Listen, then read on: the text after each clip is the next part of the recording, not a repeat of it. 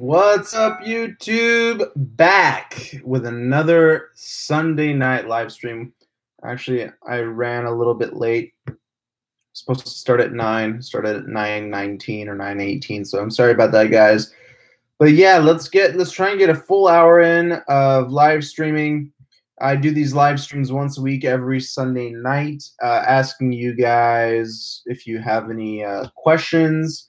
Let me know.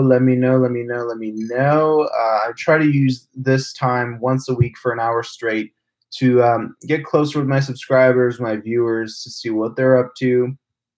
And it's a chance for you to get like one-on-one like Q&A session with me. So if you guys have any questions, let me know. That would be great. This is more like a free-range type Q&A. There's no actual basis to it. Maybe 1 week out of the month we'll have like an actual basis to the live streams, but it's usually to answer your questions. Hey, Josh Sampson here. Yeah. Alonzo, what up? How you doing? Welcome, guys. So I got some cool new vids coming out later this week. Tomorrow I'm releasing a review on a 2000 nit monitor. This is a high bright monitor. It's the brightest monitor I've ever seen. It's 7 inches. Wow, it's impressive, and I can't wait to share it with you guys tomorrow. And then later on in the week, I'm going to be doing a video on third-party FZ batteries for the Sony a7 III, a7R III, A9, a7S Mark III. So stay tuned for that because I'll tell you exactly where you should get it. This brand specifically is very dependable and reliable. So yeah, stay tuned for that video because it will be coming out on Thursday, I believe. Yeah, Thursday. Yes, I did say a7S III because that camera will be coming out, believe it or not. Hey, man, I enjoy your videos. Very helpful. Thank you so much. Johnny, what up, what up, what up? Getting my coffee in. I'm a little bit sluggish right now. Don't know why, but yeah. Johnny is asking, hey, how can you power the Aperture 120D with a battery? I have my 120D somewhere. What kind of are you asking? Like, what kind of battery? Or because if you just hook up your Anton Bauer battery or V-mount battery to it, it should just power right on. But if you're asking like what kind of battery, I can answer that as well. Let me know. By the way, did anyone see the leaked photos of the DJI Mavic 2? Most of my predictions were correct. Bigger camera, higher bit rate. That's all coming. It's all making sense now. Yeah, the DJI Mavic 2, man. I still don't know if I'm going to get it because there's just so many rules in California against drones. So I don't know if I'm going to get it. I haven't touched my Mavic in months. I had this thing. I had a big drone craze, and then it just slowly died, unfortunately. So DJI is going to have to come up with something phenomenal if they want to reignite the drone craze, because I feel like it did die down quite a bit. I remember with the Inspire 1, when that thing came out, that's when the drone era was starting, like for a lot of people, including myself. That was my first drone that I bought. It was the Inspire 1. Oh, man, what a perfect piece of equipment, man. Oh, God, that thing was just not only just like for capturing footage, but just to fly that thing was just so much fun. It was so agile. It was so perfectly designed. Like the Mavic or Phantom series can't do that. Can't do what the Inspire could or can. But yeah, I really do miss that drone. Sure. What kind of battery and a link to buy, please? Yeah, sure. Let me pull something up for you here. Are you in the United States? Let me know. Brother, I'll hook you up right now. Give me 1 sec to pull up the link for you. Any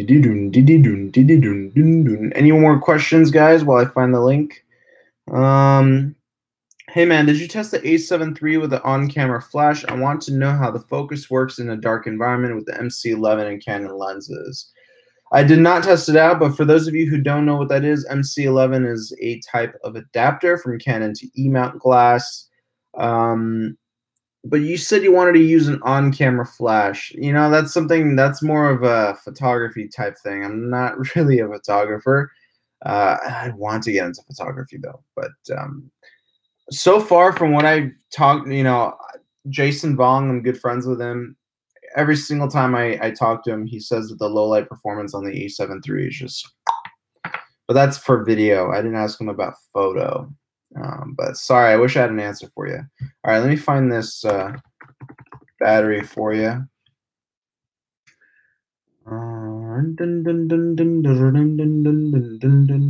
Okay, this one looks good. Juicebox is a good brand. All right, brother. So here comes the battery link. For those of you who want to power your lights wirelessly without having to depend on direct current or alternate current, without any cables, power cables, definitely get a battery like this. This is a V-mount battery from Juicebox. So, Johnny, go ahead and take a look at that link, and it's going to take you to that battery. It's a good starter battery. If you want something that's going to last you hours and hours, you're going to have to invest $500-600 into a bigger battery. But this is a good starter for like quick 30-40 minute shots or shoots. Yeah, but if you want something that'll last you longer than that, you're going to invest probably double the money.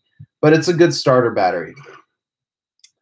Ever considered cutting or donating your long hair? Recently donated my hair with my friend, and it feels so much better eating noodles. You know what? I'm not going to lie. I did consider donating my hair. I'm thinking about having it cut. What do you guys think? Should I keep growing it or cutting it? Or should I just cut it? I'm kind of stuck between the two. So you guys let me know. Yeah, sorry. No person can answer, but thanks. I'm a videographer and a photographer with a Canon 6D, and I'm thinking to switch to Sony.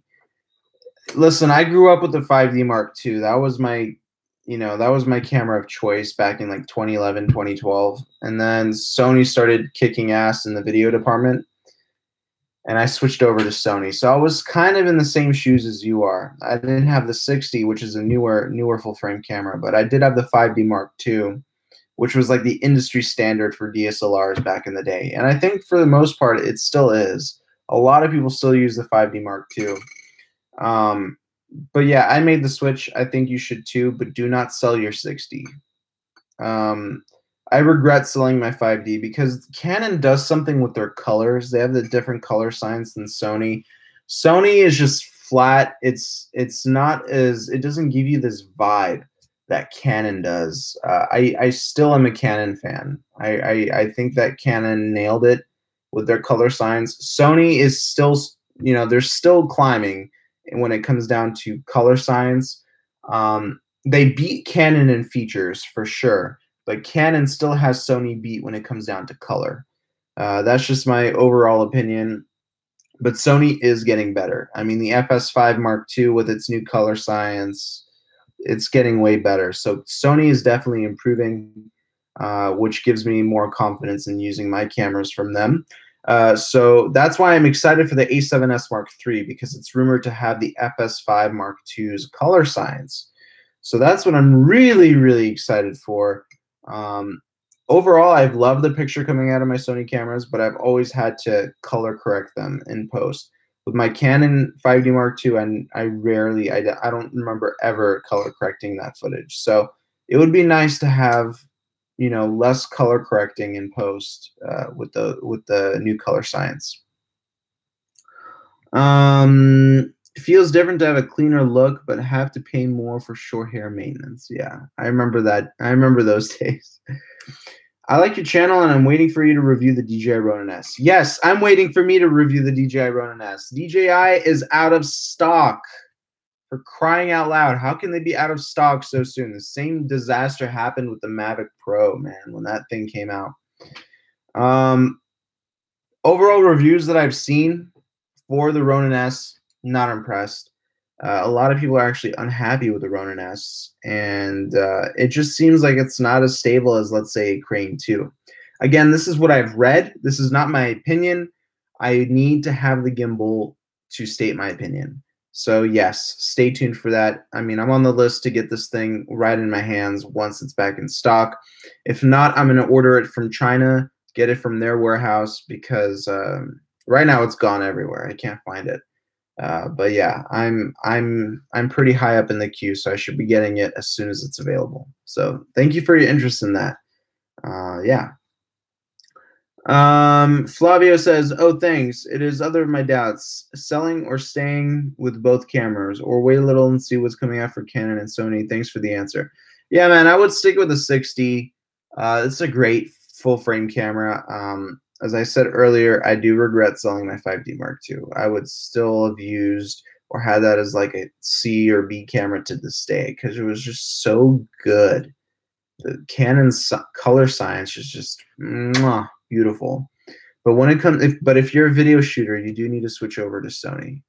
Unfortunately, if you're a Canon lover, you do need to switch over to Sony because just they offer so many more features than Canon does. And the focusing on Sony cameras are better than Canon. They have a larger focus area, more focus points. Like the A9, there's no camera right now that can compete with it with its autofocus. Not even the Nikon D5, 1DX Mark II can't compete. So A9 so far is the best flagship camera for photography, sports photography, I should say, or just photography. It's a great hybrid camera as well. If megapixels don't mean that much to you, then yes, it's probably the best photo camera on the market right now. If megapixels don't mean that much to you, which for average photographers doesn't. 24 megapixels is enough to get the job done. 5D Mark II, I think, was 21 megapixels. So, yeah. Doesn't matter. 851 says you missed my question. Let me see what your question was. Sorry about that. I want to buy the Blackmagic Pocket for documentary and music video purposes. Think it's a good investment or throwing away money? Blackmagic, I'll be honest with you, I'm not a fan of Blackmagic. This is me stating my own opinion. Its capabilities are great. What Blackmagic promised is great, but I've played around with their first Blackmagic cinema camera, and I absolutely hated it. The place where I work right now, I'm playing around with the Blackmagic Ursa Pro, and it's okay. Ergonomics are great, but I'm just not happy with the overall picture and the color of that camera. For the price, it's fantastic. If you're a traveling filmmaker, if you're a budget traveling filmmaker, yes, get the Blackmagic Pocket Cinema camera. I personally haven't played around with the Pocket, but I played around a lot with the Ursa Mini Pro, and I'm not that impressed with the camera, to be honest. So that's my opinion on Blackmagic. Not a big fan. But again, they are a new company. They've been around for what, 5 years, 6 years? At least DaVinci Resolve has been. It's still fairly new for a camera company. Sony's been around for a long time. Canon, Nikon, they've been around for a long time. Blackmagic doesn't have as near as a close of history or record to those companies. So you got to give them some time to get their feet in the ground, right? I have hope for Blackmagic. I think they're going in the right direction. They're improving in every single new camera model. So I'm excited to see what's going on. Okay, did you check out YC Imaging / Creative Ryan's video on the Ronin S? They're music video directors. Yeah, so I met YC Imaging at NAB. He's cool. Creative Ryan, yes, I do. I know Creative Ryan's channel. I didn't see their Ronin S reviews. I mainly read articles on Amazon about the Ronin S. I saw a couple videos on YouTube about the Ronin S. I wasn't too happy with the overall reviews of them because they did miss out on a lot of things. Here's a lot of YouTubers that here's how they start off the review.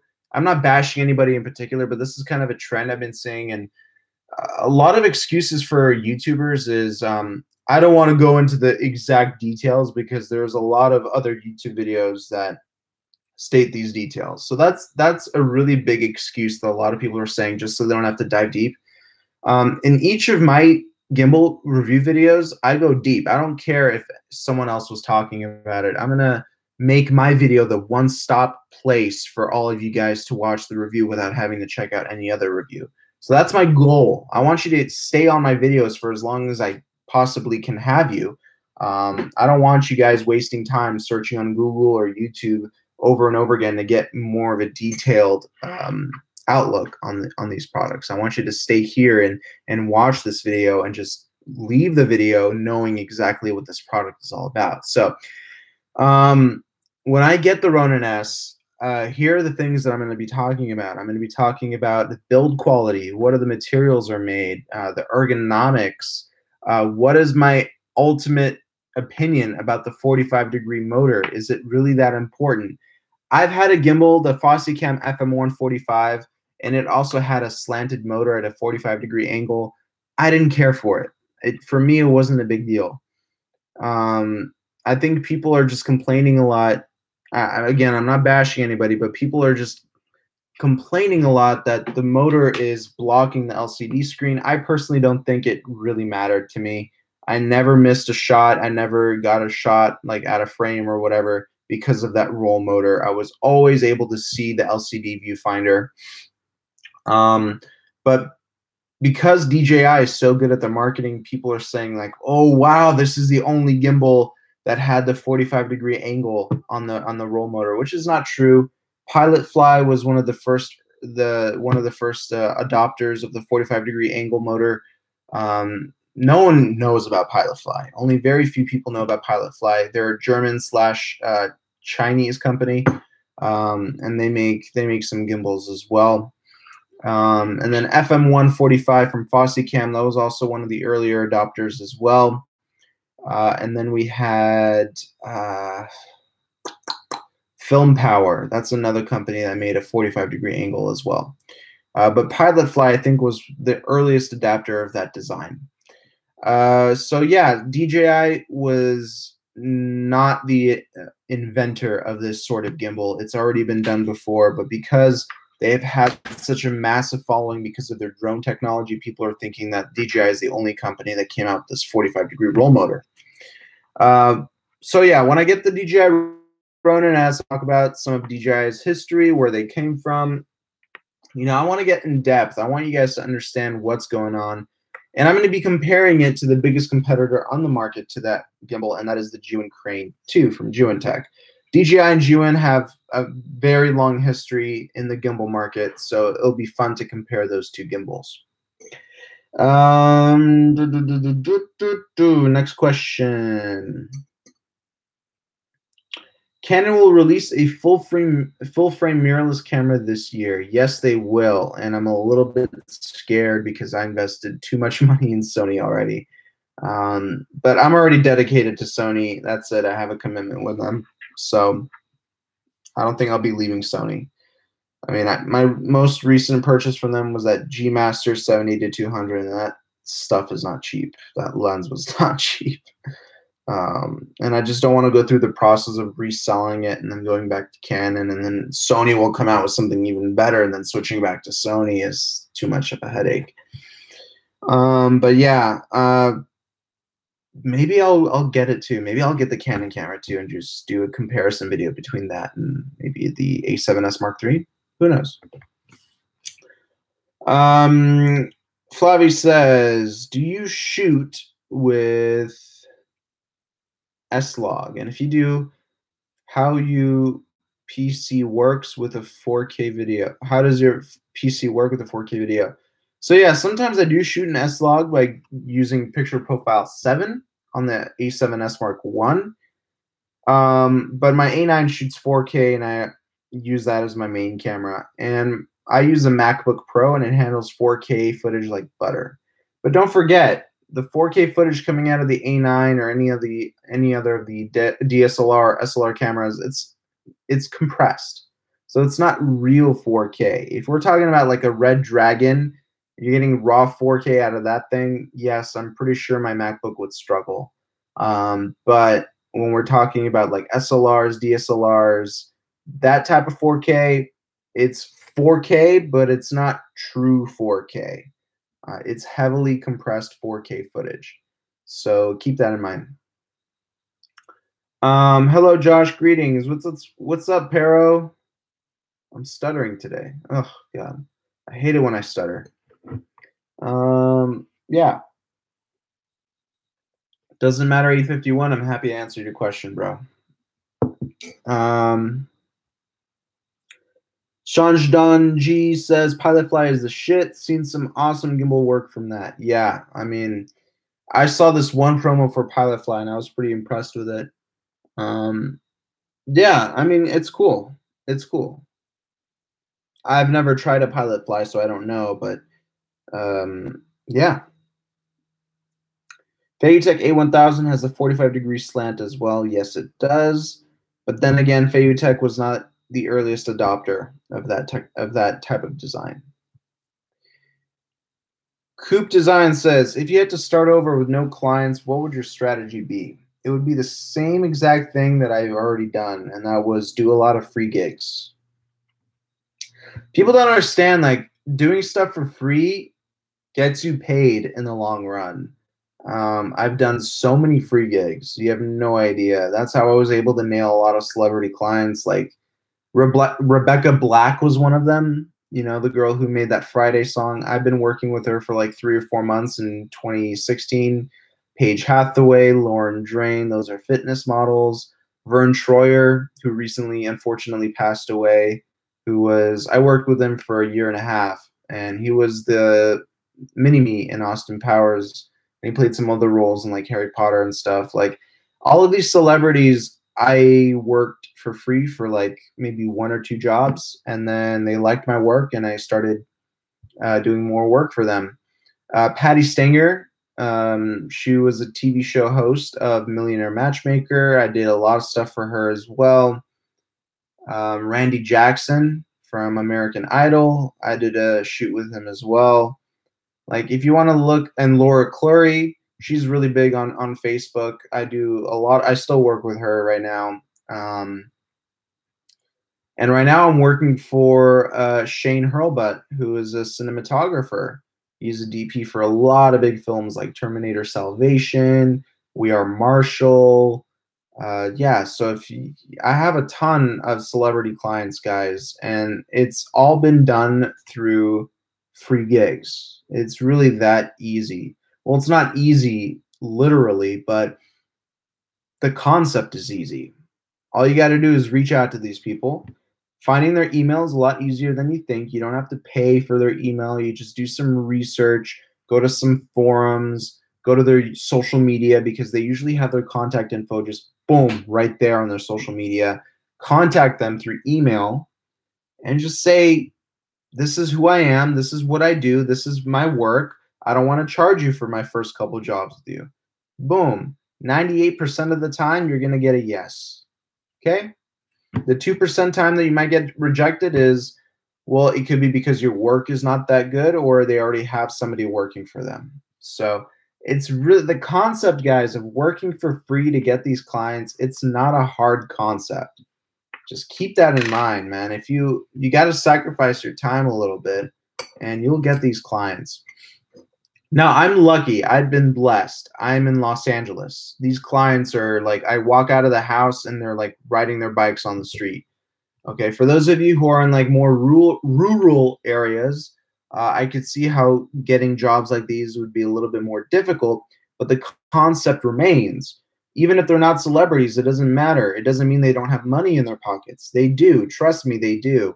If they're looking for a filmmaker, they got money. So you got to do maybe a free gig. Boom. Make sure it's the best video you've ever done, and you'll get hired. Okay, that's it. That's the concept. But yeah, I hope that answered your question, Coop Designs. I would do it exactly the same. The only one thing I would change is start YouTube earlier. I started YouTube taking it seriously in 2015. I should have started taking it seriously in high school. That's where I should have started taking it seriously. Yeah, high school. So like 2008, 2007, about 10 years ago, I should have taken it a lot more seriously, or I should have at least started it. Because I was already messing around with like some video stuff back then as well. So I could have easily done something for fun on YouTube and just made like a video on it.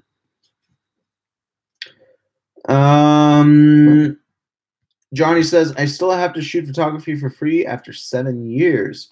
Johnny, tell me what's going on with that. Like, is it because of new clients or what's going on with that? Flavio says, and how much do they pay you at the beginning? So one of my clients, he was a celebrity dating coach. And I'll disclose how much I got paid with him. That's fine.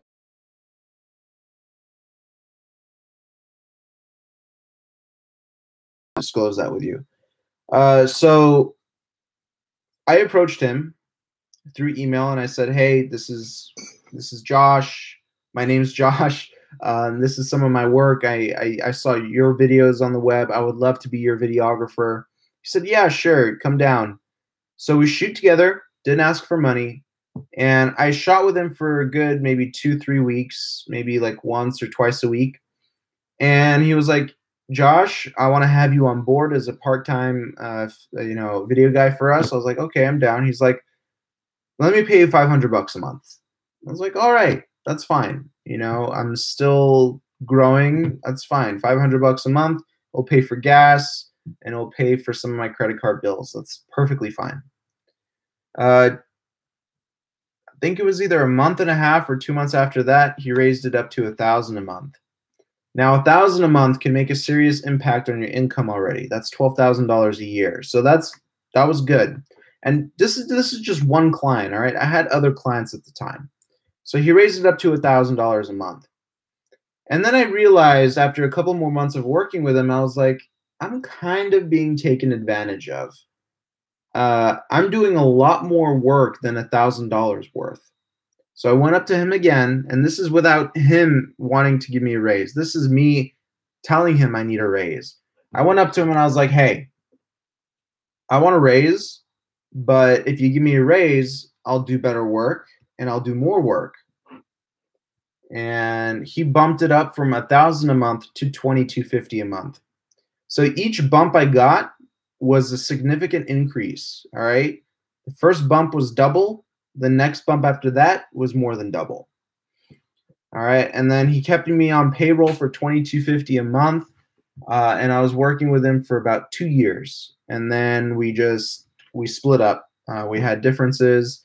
His business went south kind of. And, or maybe just his mindset. I don't know.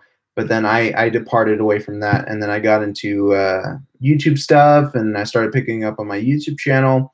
So 2,250. And what did I do? I told him to put me on retainer. And a retainer is just basically like a monthly salary, 2,250 a month for, this amount of work. I was probably working for 25 hours a week for 2,250. Okay. Which is decent. It's not the best, but it's okay. And at that time that I was working for him, I was working for Paige Hathaway, who was also paying me. So at that time, I was making pretty decent money just from 2 clients. Okay. I was making close to 5,000 just from 2 clients a month. Okay. And that's $60,000 a year. And at that time, I was also doing small gigs on the side, like filming bar mitzvahs, filming parties, filming some sort of other events. And that added another, I don't know, another $2,000 into the mix. So that's what, $7,000 a month. What is that a year? That's $84,000 a year. And that's just from, I would consider the events and all that just another client. 3 clients, okay? 3 types of different work. $84,000 a year. And people think that making 6 figures is extremely hard. And the truth is, it's not. You just got to break it down into different segments. You could be making 6 figures from 3 different people, 4 different people. Okay. It's really like that. You build off your income from multiple sources of income. Don't focus on one source. Focus on multiple sources. And if you know who Ty Lopez is, he's a businessman and entrepreneur. He would say the same thing. Okay, you got to build off your income from multiple different streams, because if one stream fails, you're going to have a backup, and then you can just use your rainy day weather that you've saved up to help compensate for that one stream that failed and help yourself find another stream that won't fail. So that's the number one rule, guys. When you're doing contractor work, you got to have multiple sources. Try your best to get affiliated with a company and not a specific client, because a company can offer you a permanent job. And with a permanent job, you get benefits, full time, and guaranteed money every month. Okay. So that's very important. Clients can, number one, they can flake on you, they can cancel the project, they can do this, they can do that, they can screw you in so many ways. When you work for a company, you have that stability. You have a lot of stability. So try your best to find work with a company. All right. So that's what I learned. And I learned that the really, really hard way. There have been some really tough times for me with money. What was it in 2014? That was just like $0 in my bank account, and it wasn't a good time. It was not a good time for me. So yeah, I hope that answered your question. But yeah, I try to be as open as I can with you guys. Obviously, there's some other details that I can't disclose, but with that type of stuff, I could definitely disclose payment with you guys.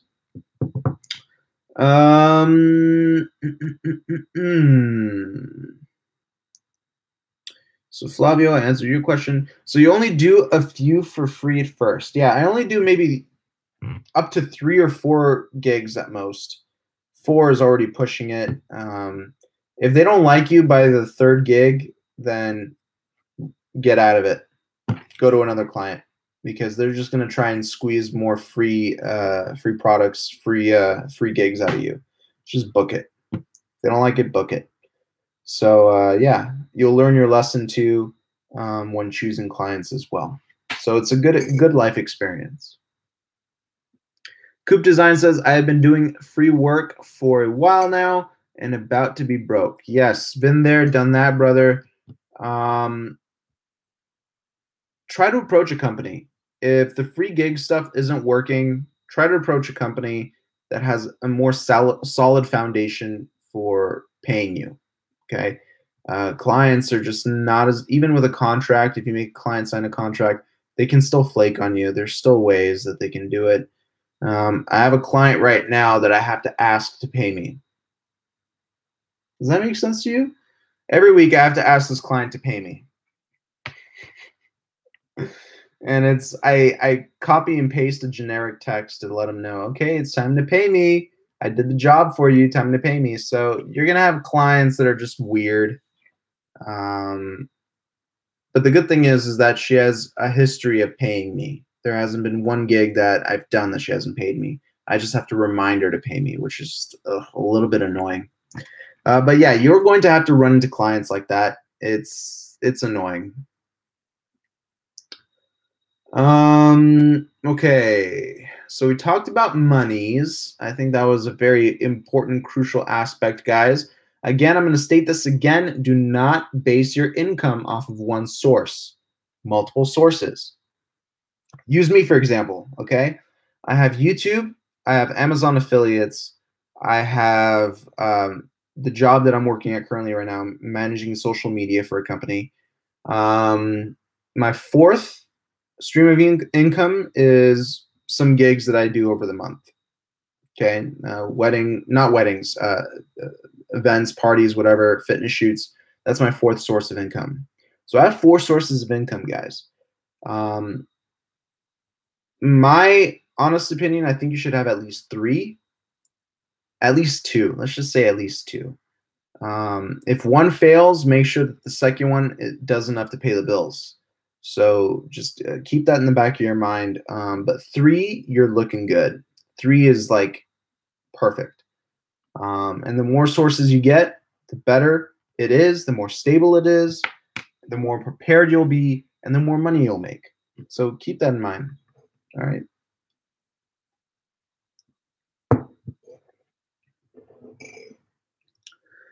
What's your worst experience working with a celeb? So I had this one celebrity. She was a fitness client, and she lived in Orange County, which is about almost near San Diego, about an hour and a half drive, almost 2 hour drive for me.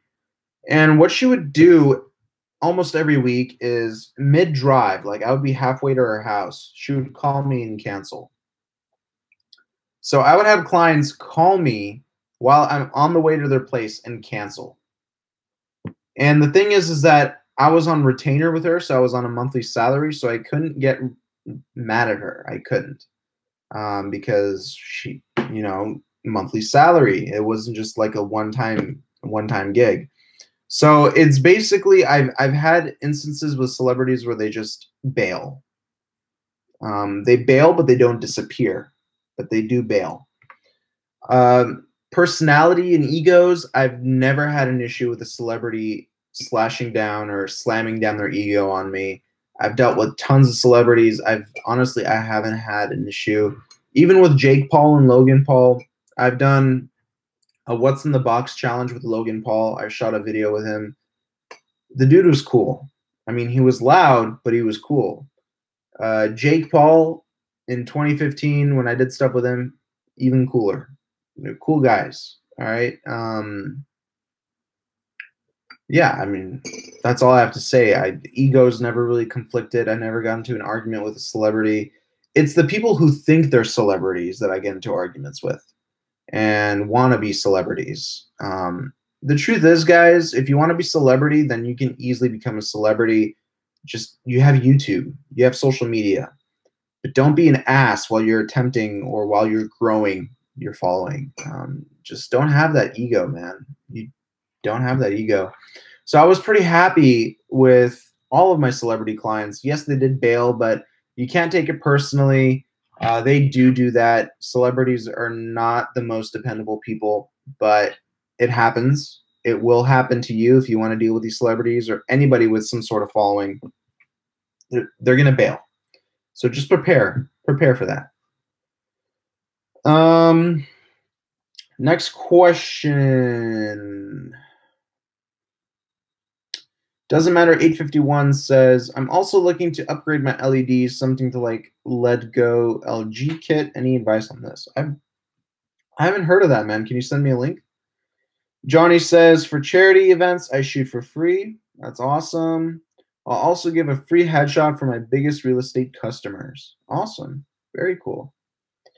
Hot damn, good thing I started doing video then. Haha. Every time I find a client, it's like finding a legendary Pokemon. Oh, man. Hello, brother. Do you make good money for making videos on YouTube? From YouTube? No. No. I'm not using YouTube as like a solid main source of income. I'm using YouTube as a way to get me exposure. The job where I'm working now was because of YouTube. Naris from Aperture, the light company, he recommended me to this company. How did I meet Naris? Well, through YouTube. So you see how these things intertwine. Social media, guys, is so much more powerful than just another way to make money. It's a way to connect with people. It's a way to just show and expand yourself. So I'm very blessed that YouTube is allowing me to do this and has done this for me already. And it's doing it more and more every day. Almost every day I'm getting sponsorship requests. I'm not trying to gloat or anything like that, but that's how it is. YouTube is great, not for money, not for monetary gains, but for exposure, for credibility. This is where YouTube shines. Okay. But yeah. Flavio says, I do $85,000 a year in my country. You will be rich. In Uruguay, it's different numbers. For a wedding, I'm charging almost $1,000. Here, it is good money. Thanks for your honesty. Word. Awesome, man. Cool. Keep hustling. Keep making that dough. Coop Design says, do you do any kind of one-on-one coaching or anything like that? I can. I don't have it listed on my website, but I can. If you email me, info@capturethemomentum.com, we can definitely work something out. We can do like a video chat, Skype session, whatever. Definitely can do some one-on-one coaching. The Hawaii Entrepreneur, what up? How much would you charge for a 1 hour podcast show? I don't know. I haven't done a 1 hour podcast show. I have no idea. Um, can you give me more details? Like what's happening? Like who's going to be seeing this? Or yeah, give me more details on this podcast. I'm also debating on how much I should charge per episode for a hunting cooking show. Ooh. Are you gonna star in it, or are you're gonna film it? Dylan says, "Where do you personally look to for filmmaking inspiration?" You know, one of the first people I use YouTube as a platform for filmmaking inspiration. One of the best creators I've seen, and they're completely underrated. And I met them for the first time at NAB, and that was Will Good and um, what's Gabriel from Just Two Guys Creative. You got to check them out on YouTube. I think they were one of the first inspirations for me to get actually into aerial photography, and I love their work. I mean, phenomenal work. There's another channel. His name is Frank Yang, another guy that I look at, also very underrated. Philip Bloom is cool. I think he just became a little bit too mainstream. Too many people know about him. So I try to look at different creators that have a smaller following. Devin Graham is cool. I looked at him for inspiration on how to use my stabilizers differently. I met him a few times, actually. I have his phone number. But beside the point, yeah, those are the types of people I look at. Um, and one of my favorites, I met him at NAB. We actually had some fun. Is James Matthews, big inspiration right there. Along with all of the people at NAB that I met. I mean, Jason Vong, Sidney DeYoungson. You know why I relate so well to them and why they inspire me is because they have a similar mindset, and they're smaller creators. They're smaller than like 2 million followers, and that's perfectly fine. Believe it or not, the smaller creators are better. They really are. I mean, Atola Visuals, James Matthews, Jason Vong, Sidney Youngson, Brett Halliday, all these people, man, inspiration to the max, to the ultimate max.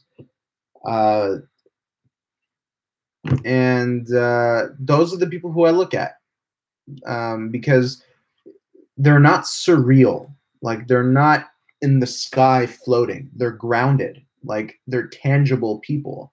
When I look at Peter McKinnon or all these other filmmakers that have like millions of followers, they seem a little bit too surreal for me. They seem like they're not there.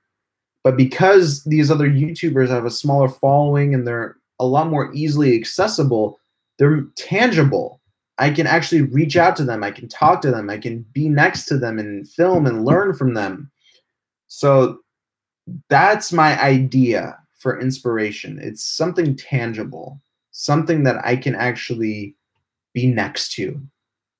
All right, I hope that makes sense.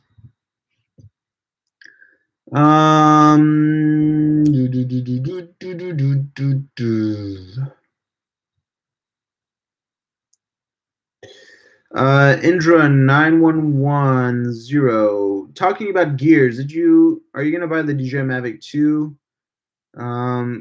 What do you plan on doing with the old drone? I'm still debating on the Mavic 2. I mentioned this earlier in the stream. Depends on the specs. But yes, I will be getting rid of my older Mavic if I do get the Mavic 2. I might just get the Mavic 2 just to do some YouTube videos on it, but besides that, I probably won't use it because there's just too many rules in California to fly drones. Doesn't matter. A51 says, let go LG E268C by color 2 LED light kit. That sounds like a dream, dude. I'm actually getting a light kit by color at the end of July. It's going to be a 3 LED panel, 600 beads bicolor. So that'll be interesting. I think it's 3200 Kelvin to 5600 Kelvin, if I'm not mistaken. So I'm excited to get that, and we'll do some videos. And they can all be battery powered by those Sony MPF style batteries. So I'm excited about that. It doesn't matter. A51 says the links are so long and it's Dutch site. Anyway, I can't find the English sites. No worries, bro. I'll look it up on Google later. The Hawaii entrepreneur says, I'm going to be the lead director. The podcast is a basic podcast setup, except they want videos also. It's going to be a month-to-month contract. It will be upon iTunes, YouTube, and other podcast apps. So you're going to have to look at yourself and be like, okay, you're going to have to look at it from a perspective like how many hours are you going to be at the location? You know, you got to take into consideration the setup time, takedown time, editing time, all that stuff. So once you give me an estimate on how many hours that is, again, it also depends on how good your work is. Okay, it's really tough call for me to just give you a price. How would you program us fat videographers to lose some dough? Dude, that's just, man, I gained some weight over the last couple days. I'm not gonna lie. I gotta, you know what I use? What I'm actually gonna start using again is what is it called? It's called My Fitness Pal from Under Armour. It tracks your diet. So my diet is limited to 1,500 calories. So I'm gonna make sure I don't go above that. And I did this once and I lost 10 pounds in about a month and a half. So it's very effective. And the trick is to eat delicious foods, but smaller amounts. And you're going to lose a ton of weight, but you're also going to be happy. See what I'm saying? You're getting what you want, but losing weight. So I hope that helped answer your question. Which camera is better for commercial video? A7 III, GH5S with Atomos, and why? GH5S, man. I haven't tried the Atomos with the A7 III yet.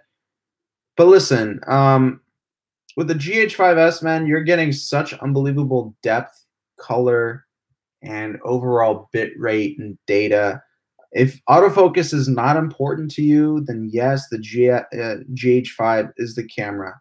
But if low light and autofocus play a big role, like, it's probably not the best camera for you. I moved to Sony because of its overall capabilities. Like, it has a decent mark in each category. Low light, beautiful.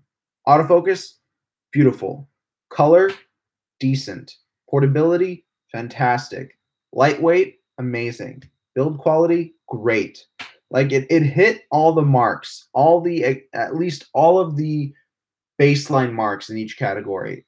It hit it better than any other company that's on the market today, which is why I went to Sony. Canon, lacking a ton of features. Okay, it's lacking some autofocus capabilities and it's lacking some low light capabilities. But everything else with Canon is fantastic. So its weak points, Sony is succeeding. You see what I'm saying? That's why I went with Sony. GH5, a lot of weak points, but when it comes down to picture, boom, GH5 wins. You're just getting a lot more data in that camera. So yeah, you have to ask yourself this question: is autofocus important to you? Is low light important to you? I mean, and overall, I did not like the feel of the GH4. And I know GH5 and the GH4 have similar bodies. It's made out of the same material. I thought my GH4 felt like, I'm sorry for you guys that have the GH4, but I'm going to say it anyway. My GH4 felt like it came out of a Happy Meal. Like, it felt like a toy. When you pick up a 5D Mark II, like a Canon 5D, like, this thing is beefy. It's ready to rock and roll. I picked up the GH5 and I was like, what the hell is this? It feels so cheap. But the picture that came out of it was astounding. Wow. I was like shocked. Even with the worst lens I put on it, which was like some kit lens I had, man, the colors it just looked great. It was so good. My next camera that I want to test out, Fujifilm X-T2. Boom. That's my next camera I want to check out because Fujifilm apparently has one of the best color sciences on the market. Oh, I want to try it out so bad. Another question.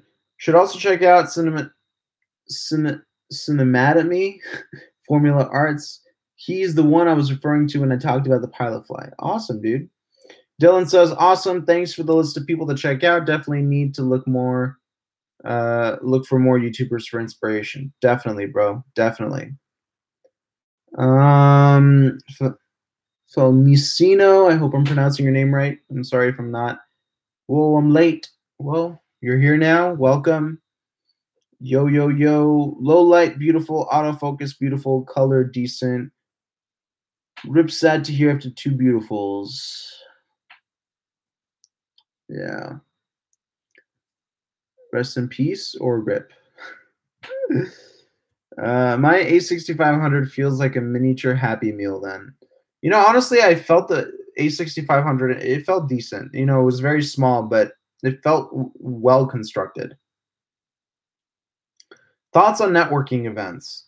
Go to every single one you can. Go to every single one you can. Bring your business cards and just network the hell out of yourself.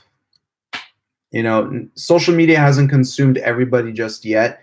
There's still actual events that you can go to. Go to as many as you can. Seriously. That's the best thing that you can do for yourself. By far. By far. You guys hear my crickets? They're so loud. But yeah, nothing's better than networking, dude. Nothing. Yeah. How has business cards helped you? Still don't have mine yet. Well, they help me in a sense that you give somebody your business card, they have all of your data just in one little spot. It's really that simple. If you can, have your number already saved in their phone book, but also give them your business card because they're going to forget who you are. And it's always a good idea to give them something with, give them a piece of paper with your information on it because they're going to be like doing laundry one day. The business card is going to fall out of their pocket and be like, oh, I remember I bumped into this guy at this event. I should give him a call. So it's good to have that. It's good to have that piece of paper with all your details on it. Thanks, Master. It really helped. Oh, Andrew, I'm no master, bro. I'm no master. Coop Design says, do you come down to San Diego often? I sent you an email, by the way. I don't anymore. I used to in like 2015, 2016, but not anymore. Dare to ask, I'm about to film an interview / personal portrait of somebody. When finished, can I show it to you and get feedback? Yes, email it to me. info@capturethemomentum.com. Dylan says, how much time do you spend networking versus practicing your craft? Seems like it's a tricky balance. Use the weekends to network. Use the weekdays to practice your craft. Perfect balance. Guys, networking is not work. It's fun. You're meeting new people. This is like going to, if you're going to networking places, usually have drinks. They usually have food. Have some dinner, talk to some people. It shouldn't feel like work. So that's why I say save that for the weekend. And during the week, work on your craft. Done. Perfect balance. Good morning from Europe. Martin, what's up, bro? Where in Europe are you from?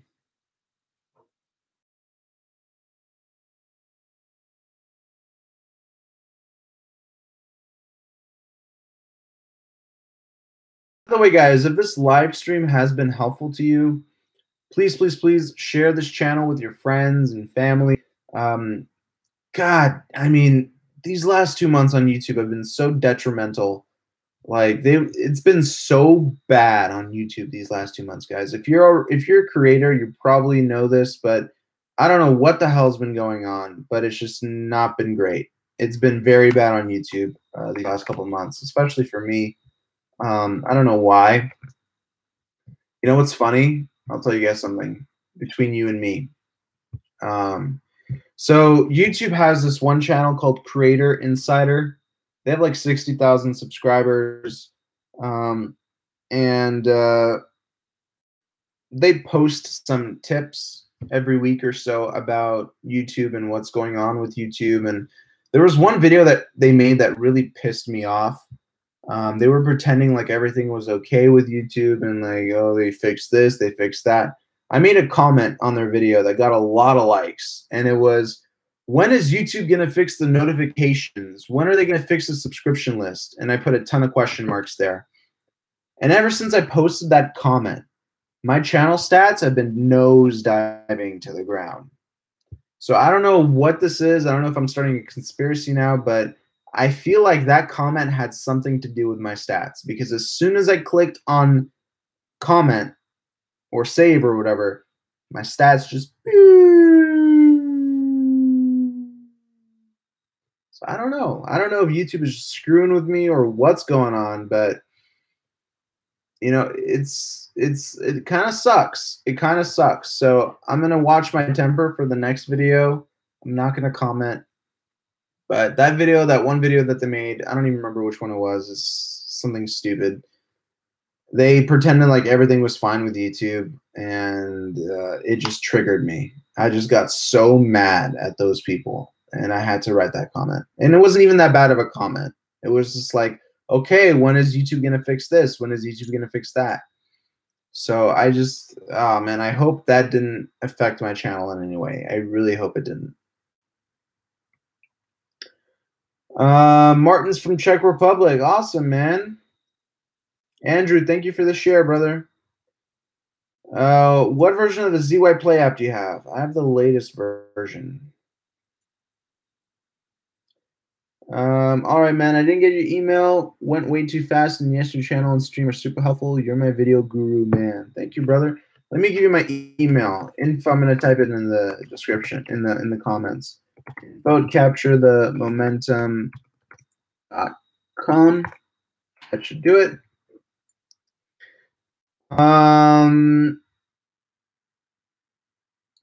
Yeah. Should help your channel to be honest, speaking out for the concerns of other YouTubers on here. I hope so, dude. I hope so, but I feel like YouTube is just so political, and it's just nasty. Nasty things on YouTube. Thankful for it, but I'm also mad at it. Yeah. Those are my thoughts. I'm waiting for these cricket noises to die down so I can shoot my video for tomorrow. Because these crickets are so loud. It's about 80 degrees where I am right now, and it's 10 o'clock at night, so it's pretty warm. Any other questions, guys? Let me know. Hopefully you guys will share this channel with your friends. I'm really hoping for it. If the algorithm has it out for me, which I hope it doesn't, at least I know you guys are sharing the content, which would be great, because I really don't have that much faith left in YouTube anymore. It's really not that cool as it used to be. Maybe your stats will change if you change your name, or maybe your stats will grow again if you change your name to Political Productions. Yeah, right. I wish it was as easy as a name change. I really do.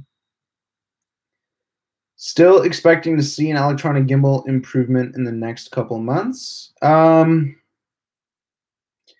Yes. Yes. Yes, yes, yes, yes, yes. Something's big coming. Something's coming. Did I say that right? Something big is coming. That's what I meant to say. I'm a little heat stroke, guys. The heat is affecting me. But yeah, something big is coming. That's all I can say. So just wait a month or two. You'll know exactly what it is. Oh yeah. So if you're in the market for a gimbal right now, hold your horses, my friend.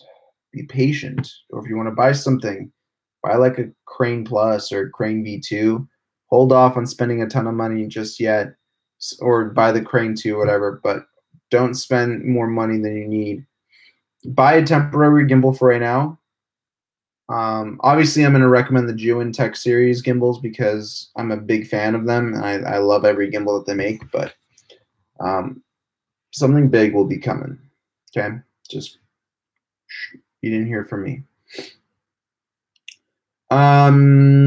Any tips of 7 or 5-inch monitor? Yes, Martin. Tomorrow morning, I'm releasing a new monitor review, and this monitor, holy crap, is phenomenal. I am so excited for you guys to see this monitor. It's from a company that nobody knows about, all right? And damn, when I release this video, guys, if it doesn't go viral from how cool this monitor is, I don't know what's going to happen. But you guys need to check out this freaking monitor.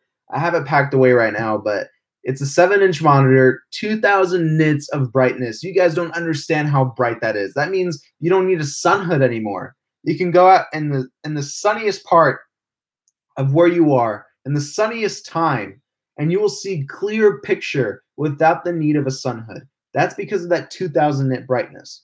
An average or traditional screen only puts out about 400 nits of brightness. This is 5 times brighter than that.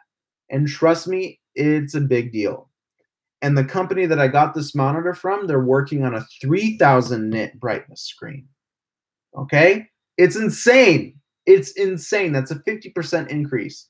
So just wait for tomorrow's video because a lot of people just need the 2000 nit. I don't think you need anything higher than 2000 nit because after the test that I put it through, it was so easy to see in the harshest sun, like 12 o'clock. That's when the sun is the highest and it's in the sky.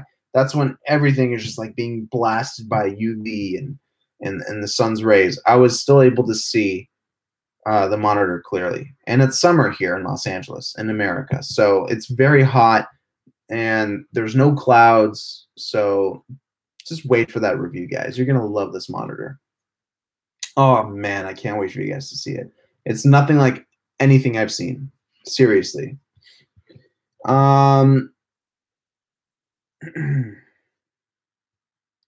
Soldier Edits. What's up, dude? I remember Soldier Edits.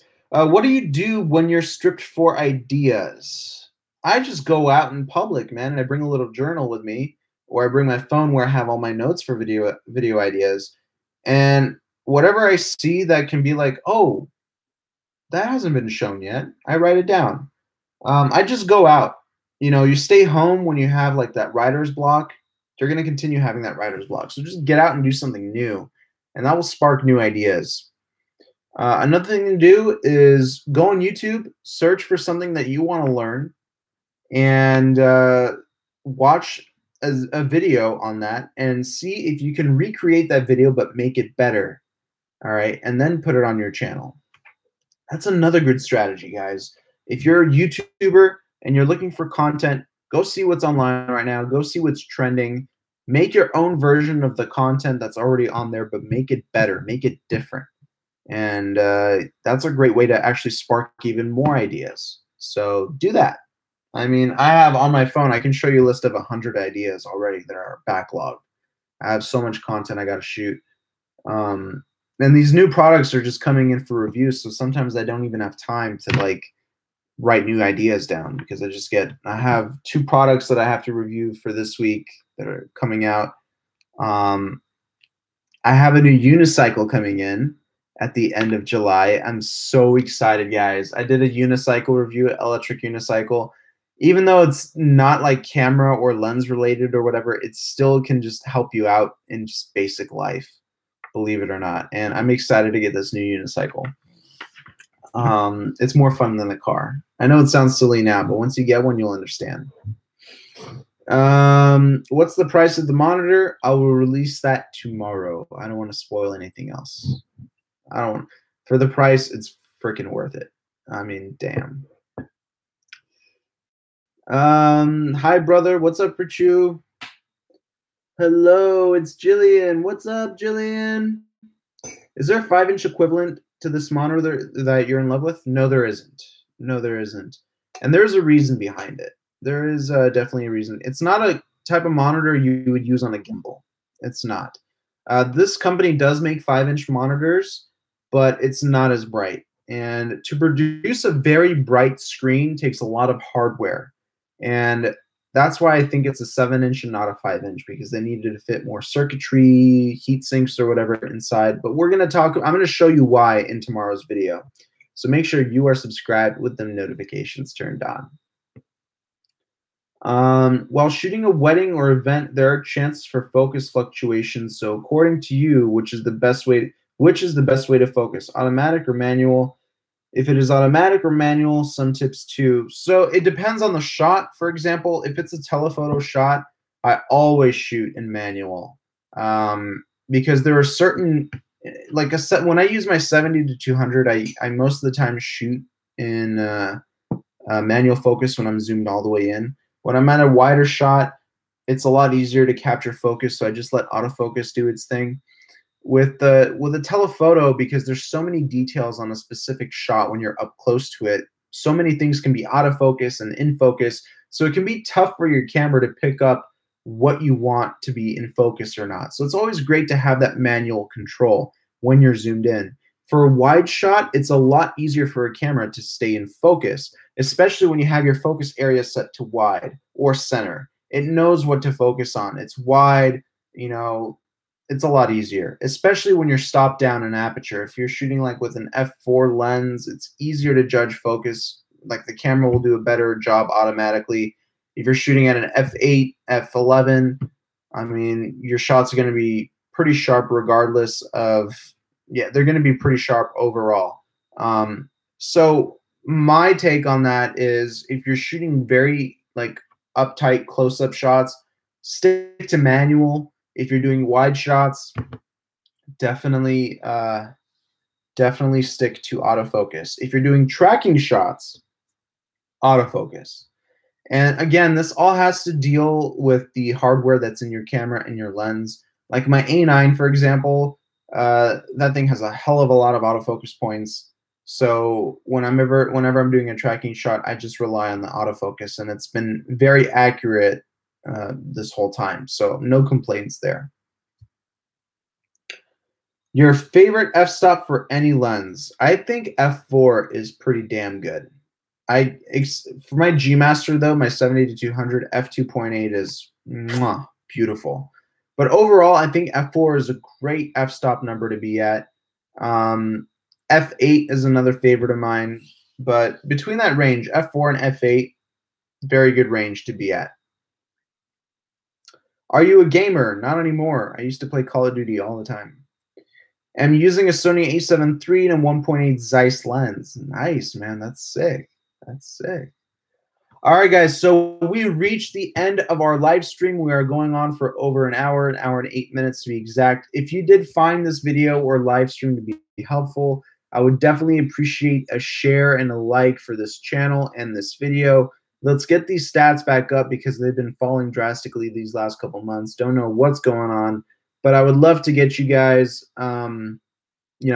sharing this video and sharing this channel with your friends and family, whoever's interested in filmmaking or just content in general. So I love you all for watching. I love you all for sharing. Have a great Sunday or Monday, depending on where you guys are from. And I will see you in tomorrow's video. So make sure you're subscribed with notifications on.